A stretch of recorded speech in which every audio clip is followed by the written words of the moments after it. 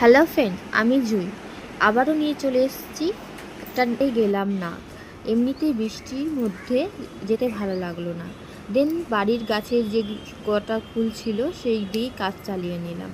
আজকে এক জায়গায় যাব, তাই তাড়াতাড়ি করে ঘরের পুজোটা সারছিলাম। ঘরের পুজো সেরে নিলাম, দিদিও চলে আসলো। দিয়ে আজকে যাব হনুমানজির মন্দিরে, তাই দিদি ডিউটি থেকে এসে নিরামিষই রান্না করলো, ডাল আর মেশানো সবজি রান্না করলো।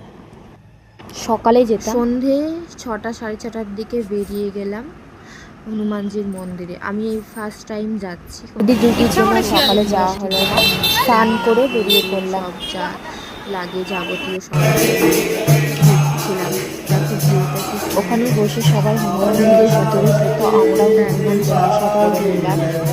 ওখানে যে মুখ হাত পা ধুয়ে নিলাম সবাই, হওয়ার পর পুজো দিলাম। পুজো দিয়ে ওখানে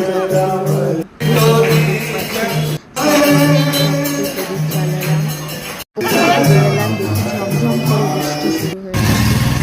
টোটোতে তা উঠলাম, বান্ধবী ওখান থেকে উঠে গেল, দিদি আর আমি টোটোতে করে আসছিলাম। দেখো বৃষ্টিতে মধ্যে এত বৃষ্টি পড়ছিল করে ওতে আস্তে আস্তে ভিজেই গেছে।